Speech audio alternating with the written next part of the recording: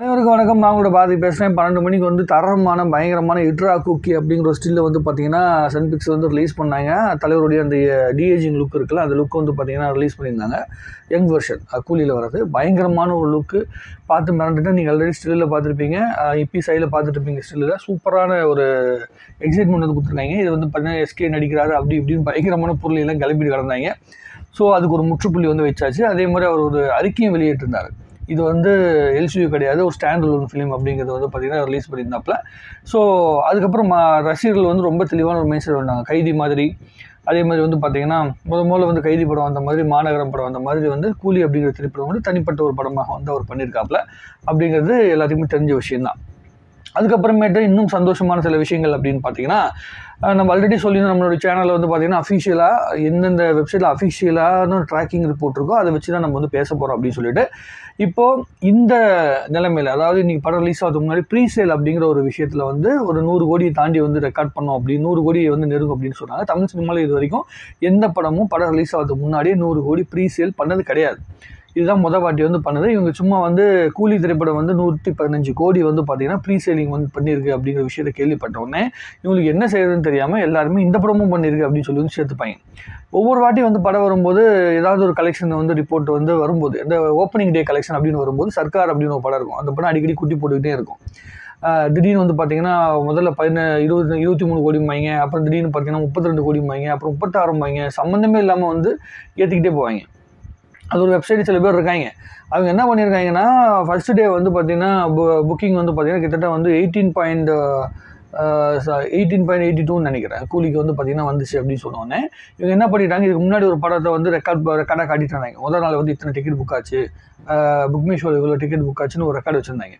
அதை வந்து தாண்டி போயிடுச்சு. இப்போ கூலி திரைப்படம் எல்லாத்தையும் தாண்டி போயிடுச்சு, ப்ரீ சேல்லே தாண்டி போயிடுச்சு. இன்னும் ஃபஸ்ட் டே கலெக்ஷன் எல்லாத்தையும் சேர்த்து வரும்போது கிட்டத்தட்ட 150 கோடியை வந்து அஃபிஷியலாகவே first day worldwide collection வந்து நிற்க போகுது கூலி. அதை வந்து 150 கோடி தாண்டி இப்போ அவங்களுக்கு என்ன பண்ணுறதுனா, இவங்க ஒரு ரெக்கார்டு வச்சுருந்தோமே, நம்ம வந்து ரெக்கார்டு எப்படியோ உருட்டி வந்து அதை வந்து மக்களை நம்பி வச்சுருந்தோமே, இப்போ திடீர்னு அதை வந்து தாண்டி போயிடுச்சு இந்த படம் அப்படின்னு வந்து அதை ஜீர்ணிக்க முடியாமல் வேறு வழி தெரியாமல் எங்களோட படம் வந்து உங்களோட அதிகமாக இருக்குது அப்படின்னு ப்ரூவ் பண்ணிட்டு இருக்காங்க. இது என்ன சொல்ல வரேன்னா, இவங்களுக்கு நீ வந்து ரஜினி சாரோட யாருமே ரெக்கார்டு எடுக்கக்கூடாதுன்னு சொல்லி கேட்டிங்கன்னா கண்டிப்பாக ரெக்கார்டு எடுக்கணும். யாருமே அதை மறுக்கிறதுக்கே இல்லை. இது என்ன சொல்கிறேன்னா, உங்களோட ரசிகர்களே வந்து அதை உணர முடியாத அளவுக்கு ஒரு படத்தை வச்சுக்கிட்டு, உங்களோட ரசிகர்களே அதை நம்ப முடியாத ஒரு விஷயத்தை வச்சுக்கிட்டு ஏன் அதை ஒரு ரெக்கார்டுன்னு உட்காந்து பேசின்னு இருக்கிறீங்க அப்படிங்கிறது எனக்கு தெரியல. அஃபிஷியலாகவே ரெக்கார்டு இருக்குது. இப்போ ரஜினி சார் வந்து பார்த்தீங்கன்னா எந்த விதத்தில் நீங்கள் வந்து ஜெயிச்சு பண்ண முடியும்?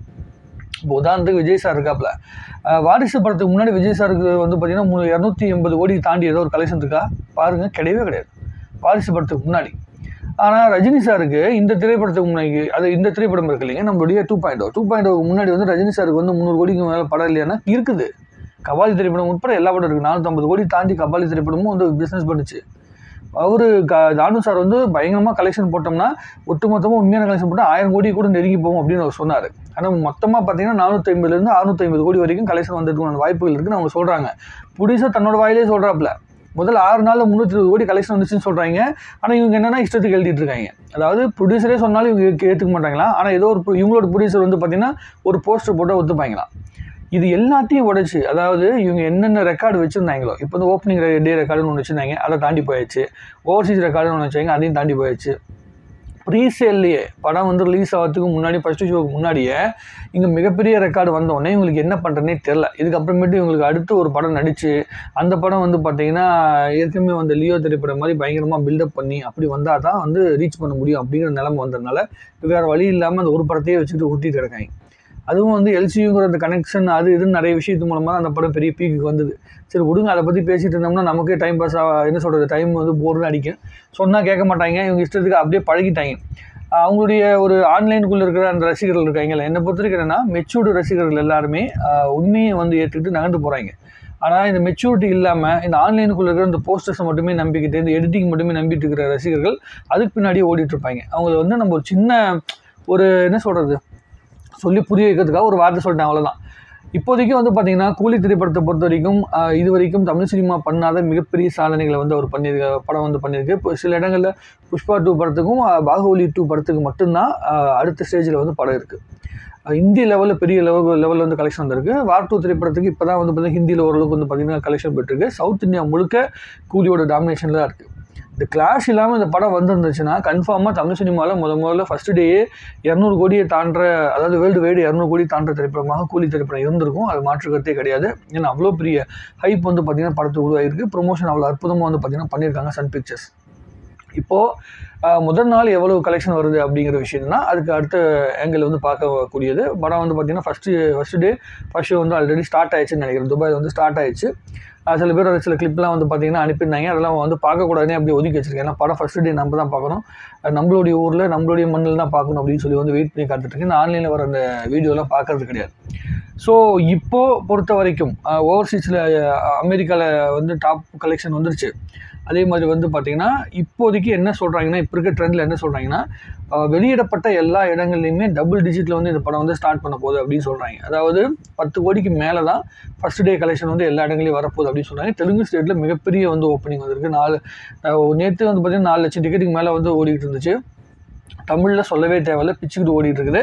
ஸோ இந்த ஹைப் வந்து பார்த்திங்கன்னா இது எப்படிப்பட்ட ஹைப்னா, நான் இந்திரன் படத்துக்கும் கபாலி திரைப்படத்துக்கும் 2.0 படத்துக்கும் தான் இந்த மாதிரி வந்து பயங்கரமான ஹைப் வந்து நான் பார்த்துருக்கேன். அவ்வளோ பெரிய விஷயங்கள் வந்து உருவாகிருக்குது. இது வந்து ரொம்ப பாசிட்டிவான விஷயம் நம்மளுடைய கோலிவுட் சினிமாவுக்கு. இன்னும் அடுத்த ஸ்டேஜுக்கு கோலிவுட்டை கொண்டு போகிற இடத்துல வந்து பார்த்திங்கன்னா ரஜினி சார் வந்து பார்த்திங்கன்னா இருக்கிறாப்புல. இத்தனை வருஷங்கள் தாண்டியும் இன்னும் அவர் தான் இருக்கார் அப்படிங்கிறது வந்து மறுக்கப்பட முடியாத உண்மை. இந்த ப்ராக்ஸி புக்கிங், அந்த புக்கிங், இந்த புக்கிங் இல்லாமல் ஆர்கானிக்காக மக்களை வந்து தியேட்டருக்கு வர வைக்கிற அந்த தன்மையை வந்து அவர் ஒரு மேஜிக் வச்சுருக்காரு 50 வருஷமாக. இது 50வது வருஷம் அவர் வந்து சினிமாவில் இருக்கார், அதனால தியேட்டருக்கு வாங்கன்னு யாரையும் கூப்பிடல. முதல் விஷயம் தெளிவாக தெரிஞ்சுக்கணும். அதே மாதிரி ரஜினி சாரோட படம் அப்படிங்கிறதுக்காக தியேட்டருக்கு வாங்க அப்படிங்கிறது மட்டுமே வச்சு யாரையும் கூப்பிடல. ஆடியோ லான்ச்சில் ரஜினி சார் ஒவ்வொருத்தங்களை பற்றியுமே எவ்வளோ மென்ஷன் பண்ணி சொன்னாரோ, ஒவ்வொரு ஸ்டேட்டுக்குள்ளே இருக்கவங்க வந்து அந்த படத்துக்குள்ளே வந்திருக்காங்க, அவங்களுடைய கேரக்டர் எவ்வளோ டெப்த்தாக இருக்குது அப்படிங்கிறத சொல்லி அந்தந்த ரசிகர்களை ரசிக்கும்படி தியேட்டருக்கு வர வச்சுருக்காங்க. இதுதான் ஒரு படத்துக்கான உண்மையான ப்ரொமோஷன். இதுதான் ஒரு படத்தை வந்து சக்ஸஸ் பண்ணுறதுக்கு உண்டான வழி, சரியான வழி அப்படின்னு நான் நினைக்கிறேன். அது அற்புதமாக வந்து கூலி திரைப்படம் வந்து பண்ணிட்டு இருக்குது. இன்னும் ஒவ்வொரு ஏரியாவுக்குள்ளே என்னென்ன கலெக்ஷன் ரிப்போர்ட் அப்படிங்கிறது வந்து ரொம்ப டீட்டெயிலாக நாளையிலேருந்து வரும். இன்றைக்கி வந்து பார்த்திங்கன்னா படம் பார்த்து முடிச்சுட்டு இன்றைக்கி ஈவினிங்லேருந்து ஒவ்வொரு விஷயங்களும் வரும். நாளையிலேருந்து ஃபஸ்ட்டு டே 1 கலெக்ஷன்லேருந்து எல்லா டீட்டெயிலுமே, எந்த ஏரியாவில் படம் ரிலீஸ் ஆச்சோ அத்தனை டீட்டெயிலுமே நம்மளுடைய சேனலில் வரும். நீங்கள் ஃபாலோ பண்ணிக்கிங்க. அஃபிஷியலாக என்னென்ன ரிப்போர்ட் வந்திருக்கோ அது எல்லாத்தையுமே அனலைஸ் பண்ணிவிட்டு அது எல்லாத்தையும் ஆதாரப்பூர்வமாக வச்சுக்கிட்டே வந்து நம்ம உட்காந்து பேசலாம். நீங்கள் வந்து உங்களுடைய கருத்துக்கள் எதுவாக இருந்தாலும் சரி கமெண்ட்டில் போடுங்க. உங்கள் சைடு நான் ஏதாவது வந்து டேட்டா எடுக்கும்போது அந்த டேட்டாவில் ஏதாவது உங்களுக்கு வந்து கிளாஸஸ் இருக்குது, இல்லை நான் ஏதாவது மிஸ் பண்ணிட்டேன் அப்படின்னா அதையும் நீங்கள் வந்து பார்த்திங்கன்னா கமெண்ட்டில் போடுங்க. அதையும் சேர்த்து வந்து நம்மளுடைய சேனலில் வந்து பார்த்திங்கன்னா ஒளிபரப்பலாம். ஃபஸ்ட் டே ஃபஸ்ட் ஷோக்கு நான் ரெடி ஆகிட்டேன், நீங்களும் ரெடியாக இருப்பீங்க அப்படின்னு நம்புகிறேன். அந்த இட்ரா கொக்கியை அப்படிங்கிற அந்த சீனை பார்க்கறதுக்காக நான் பயங்கர ஆர்வமாக காத்துனுக்கிறேன். நீங்கள் எப்படி இருக்கீங்க அப்படிங்கிற விஷயத்தை கமெண்ட்டில் எழுதுங்க. இன்னும் நிறைய பேசலாம். வாழ்க தமிழ்நாடு, வளர்க தமிழ் சினிமா. நன்றி, வணக்கம். தலைவர் வந்து 50 வருஷத்தை சினிமாவில் கடக்கிறதுக்காக மிகப்பெரிய வாழ்த்துக்களையும் ஒரு கடைக்கோடி ரசிகனாக ஒரு பெருமைகளையும் சுமந்துக்கிட்டு சந்தோஷமாக தலைவரை பார்க்கறதுக்காக நான் ரெடி ஆகிட்டேன். நன்றி.